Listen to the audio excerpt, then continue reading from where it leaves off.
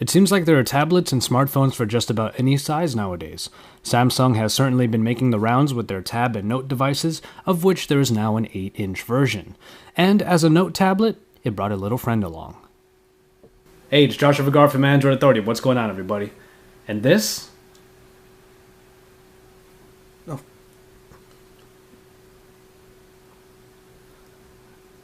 is the Samsung Galaxy Note 8.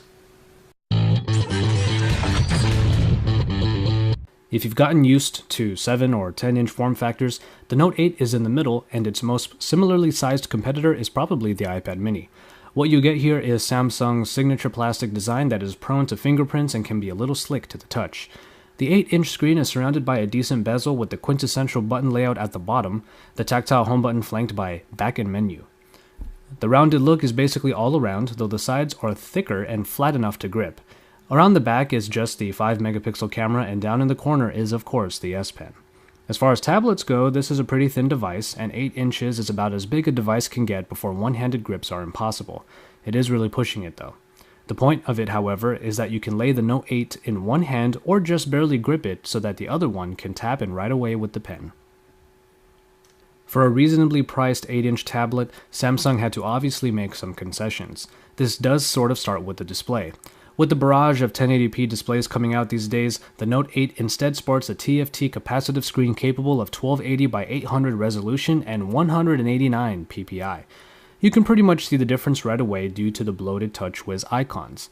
There is a decent contrast, and the saturation, while quite colorful, still doesn't rival the Super AMOLEDs found in Samsung smartphones. The pixel density leaves text looking decent but somewhat pixelated when zoomed in just right. Ultimately, this is definitely a good screen for reading, and when viewing pictures and videos, it still proves quite enjoyable. It's not a bad screen by any means. You can just say it just matches its price point. Now, performance on the Note 8 happens to be quite good. A 1.6 GHz Exynos 4 quad-core processor powers this tablet and does a good job of it. Rolling through the elements brought little to no stutters, and any pauses I might have run into were more due to updating apps than sheer performance. Antutu gave this Note 8 a score close to 18,000, which is still an impressive score. The Mali 400MP graphics and 2GB of RAM help make gaming and multitasking easy. Overall, the Note 8 should please pretty much anyone looking for a snappy tablet experience. The compromises taken to keep the Note 8 decently priced continue with the hardware. I should note that while there is a phone-capable version available overseas, we get the Wi-Fi version here in the States. And in it, you get the usual list of connection capabilities like Bluetooth, GPS, though in this version there is no NFC and thus no S-Beam. 16 or 32GB variants are available, though a micro SD card slot on the side allows for expansion. Of course, the big story here is the S Pen. Snapped into the bottom corner, the S Pen is a fixture of the Note 8, and it certainly awakens the tablet when removed. For the uninitiated, the S Pen is essentially a stylus with a button for added functionality. Its presence can be registered through taps, drags, and even hovers over the sensitive screen. Writing, diagramming, and even general navigation are possible with the S Pen, and it is a big draw for this line of Samsung's devices. It's a very handy piece of hardware to have, and before long, you could start using it more than your finger. It's also worth noting that you can now use the S Pen on the capacitive keys. Despite the portions of this tablet that have been removed for affordability, the S Pen is definitely its ace in the hole.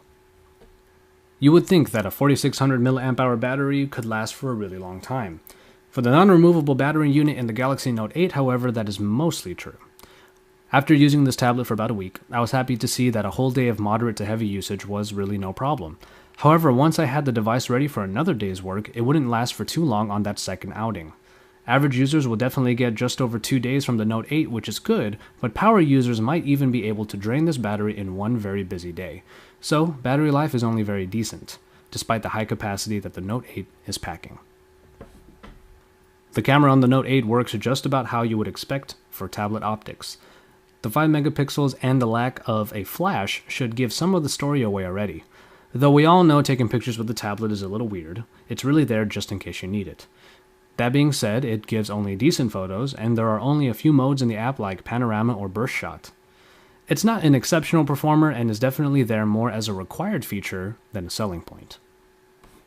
Which brings us to the software, which is TouchWiz through and through.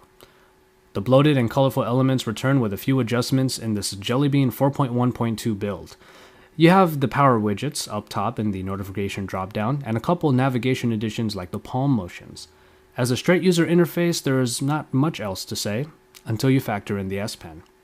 With this stylus, you get a bevy of new ways to perform multiple tasks. A page buddy function immediately shows you what you can do with the S Pen the moment you remove it. S Note gives you a ton of different ways of jotting down notes or doing quick drawings, but there is more that the S Pen allows in navigation. For instance, an Air View function gives you previews as you hover the pen over certain elements, and a quick commands pop-up allows you to quickly jot down a search term or location to jump to. The button on the S Pen is important for some of these extra functions, as pressing it down while doing the motion will trigger the gesture. My favorite in particular is the cutout, which lets you surround a portion of the screen and only capture that part. The resulting image can then be used for scrapbooking or quick messaging. As I said before, it doesn't take long for the S Pen to become an extension of your fingers, and its added functions do make it pretty fun. When you take it away, however, this is just a classic Samsung experience. Whether or not the S Pen will matter is entirely up to you. And finally, price. As I've mentioned earlier, there are concessions made to ensure that the Note 8 remains decently priced. In the end, this Wi-Fi version of Samsung's tablet comes in at $399 US. And so, there you have it. It really boils down to just one question.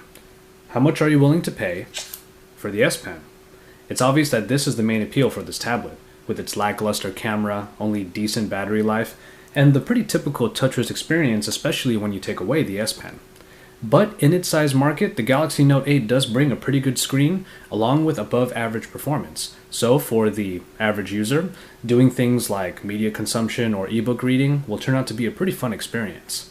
The S Pen does add some functionality for productivity, but it's really up to you whether or not that puts the Galaxy Note 8 over the top. Keep it tuned to Android Authority for all the best coverage and reviews. Drop us a like on the way out, and then subscribe to our channel, because we are your source for all things Android.